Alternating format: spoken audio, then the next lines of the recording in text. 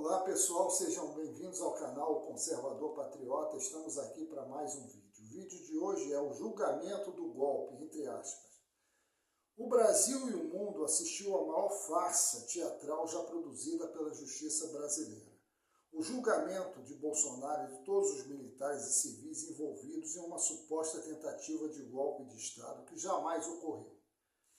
Para que esse espetáculo farsesco fosse montado, foi construído dentro do STF um tribunal de exceção do tipo que se viu na Alemanha nazista e como se vê até hoje nos países comunistas como a China, a Coreia do Norte, a Rússia, Cuba, Venezuela, Nicarágua, etc., e em ditaduras islâmicas como o Irã.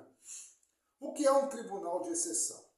É um tribunal criado para julgar casos específicos, geralmente em situações extraordinárias, sendo fora dos princípios dos procedimentos e normas regulares.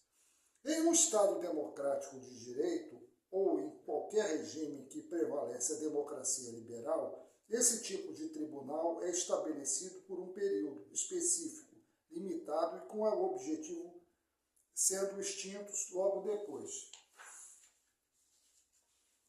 Foi o que aconteceu na Itália na década de 1970, na ocasião em que o governo italiano combatia o grupo terrorista Brigadas Vermelhas, logo após o sequestro do ex-primeiro-ministro Aldo Moro. Entretanto, nos regimes comunistas e fascistas, os tribunais de exceção passam a ser a regra para julgarem os dissidentes políticos desses regimes. Quais as características de um tribunal de exceção? Eu defini no seguinte texto: julgamento arbitrário em um tribunal incompetente, com juízes suspeitos, com uma defesa restrita, com testemunhas coagidas, sem a oitiva dos acusados e com procedimentos eivados de ilegalidades. Segundo o artigo 5º, inciso 37 da Constituição da República, tribunais de exceção são proibidos no Brasil. Portanto, qualquer tribunal de exceção não poderá existir, mesmo que haja situações excepcionais, como, por exemplo, uma tentativa real de golpe ou ataques terroristas, por exemplo. O julgamento pela tentativa de golpe de Estado e abolição do Estado Democrático de Direito, a Ação Penal 2668, pode ser considerado um tribunal de exceção? Vejamos pelas características. Julgamento arbitrário. Com base em provas frágeis, como a tal chamada minuta do golpe, que nunca existiu, até porque se trata de um rascunho encontrado pela Polícia Federal no apartamento do ex-ministro da Justiça Anderson Torres, onde supostamente haveria um planejamento detalhado de um golpe de Estado, em que se planejaria o assassinato do atual presidente e o ministro do STF, Luiz Moraes, que, portanto, seria a vítima desse suposto golpe. Esse mesmo Moraes foi quem determinou o inquérito de ofício, o que é proibido por lei. Praticamente presidiu um inquérito que deveria ser presidido por um delegado, acabou sendo o ministro relator do tribunal, tanto que iria acatar a denúncia da PGR, quanto do que iria julgar as preliminares e o mérito. Tribunal incompetente. A competência para julgar o ex-presidente da República e demais ex-membros do antigo governo é da primeira instância e não do STF. O único réu que poderia ser julgado pelo STF é o deputado Alexandre Ramagem, pois está no exercício do seu mandato, os demais não. Juízes suspeitos. A começar pelo Luiz Moraes, que seria suposta vítima dessa suposta tentativa de golpe, ele, como vítima, jamais poderia julgar.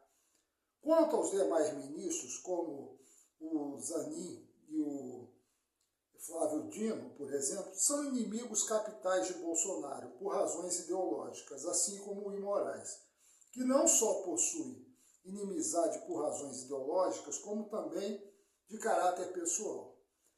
Testemunhas coagidas. O processo todo tem como base a delação do coronel Mauro Cid, que fez delação premiada e que por diversas vezes se mostrou coagido e intimidado. O depoimento de Mauro Cid durante o julgamento, entre aspas, expôs os números da delação dele. Ele falou assim: eu acho, ele disse 98 vezes, não sei, 36 vezes, não me lembro, 18 vezes, não me recordo, 14 vezes, provavelmente 14 vezes. Ou seja, o depoimento fundamental para discernir toda a trama golpista, entre aspas, é totalmente baseado em suposições, em contradições. Isso sem contar as mudanças nos diversos interrogatórios feitos pela Polícia Federal, pela PGR e pelo próprio Moraes. Então é uma delação frágil. E nós estamos vendo também, agora, recentemente, que ele não está sendo forte no seu depoimento. Né? Agora, recentemente, a família dele foi embora do Brasil e ele está dando para trás. Né? Sem a oitiva dos acusados. Nesse caso, houve a oitiva dos acusados.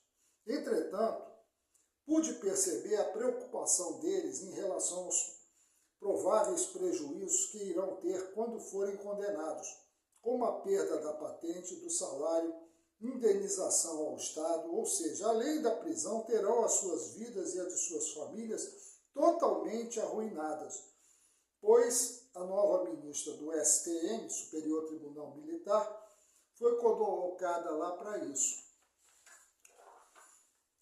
Cumpre destacar também a prisão do general 4 estrelas Braga Neto, totalmente injusta e inaceitável, o que pode ter influenciado psicologicamente em seu depoimento.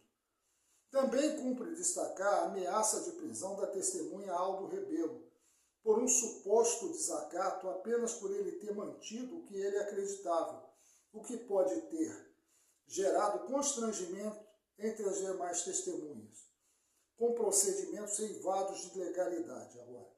Como já foi dito desde o início, houve violações gravíssimas nas normas constitucionais, no Código de Processo Penal, em princípios basilares como o princípio do juízo natural, do contraditório, do devido processo legal e da ampla defesa, e em tratados internacionais como o Pacto de São José da Costa Rica, etc. Não vou me ater detalhadamente, pois teria que ser feito vários vídeos para tratar de cada um deles. O fato é que houve muitas contradições por parte não só do Mauro Cid, mas também do general Freire Gomes e do brigadeiro Batista Júnior. No caso de Freire Gomes, ele mudou o depoimento dele e Batista Júnior se mostrou claramente um opositor do governo do ex-presidente Bolsonaro. Inclusive, houve indícios dele ter sido pressionado pelo governo Biden, que era um governo ligado à máfia da nova ordem mundial. O depoimento do ex-presidente Jair Bolsonaro, a meu ver, foi decepcionante. Inicialmente, ele fez um resumo do seu governo. No decorrer do tempo, ele passou a fazer brincadeiras e a se referir ao pessoal que ficou na frente dos quartéis como malucos. Ele poderia ter aproveitado essa oportunidade para desmascarar os desmandos e as arbitrariedades da ditadura comuno-petista bolivariana, ter citado os exilados políticos e as condições deploráveis que vivem os presos políticos e suas penas absurdamente elevadas. Também podia ter falado sobre a censura e o elevado nível de corrupção e deterioração econômica do país. Preferiu, no entanto, pedir desculpas ao Moraes, dizer sim, senhor, ao seu algoz. Bolsonaro sabe, como todos nós sabemos, que isso é um jogo de cartas marcadas e que sua condenação, infelizmente, é certa. Por isso, deveria ter sido, a meu ver, mais sério e denunciador dos abusos cometidos pela ditadura. A verdade é que esse não é um julgamento justo.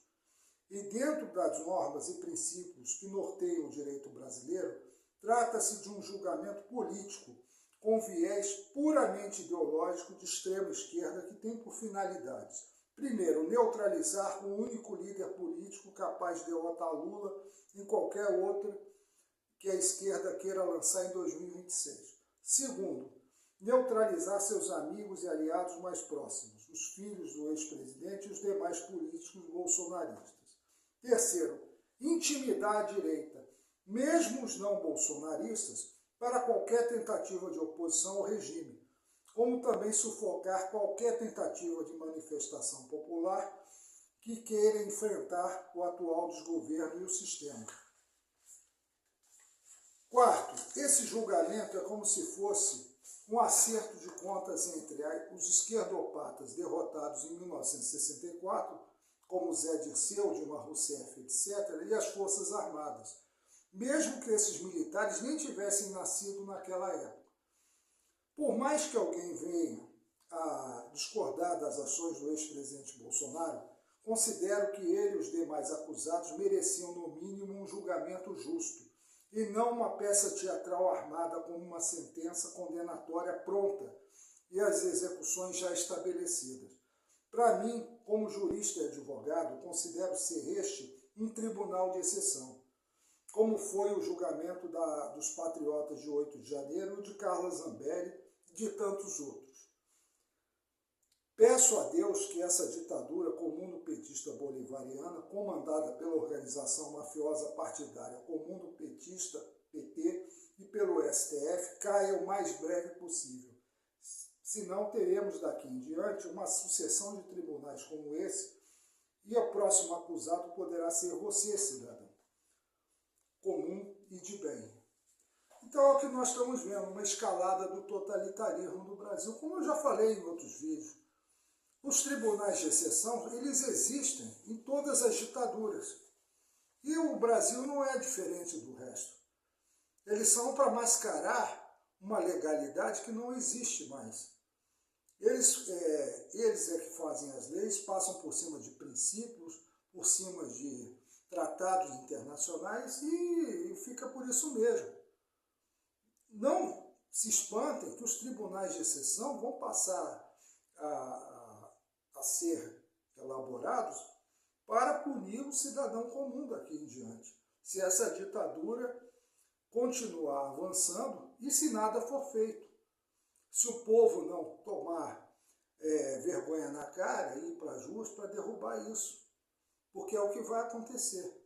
Então eu encerro meu vídeo dizendo agora que se inscrevam no canal, curtam, compartilhem e vamos em frente. Muito obrigado.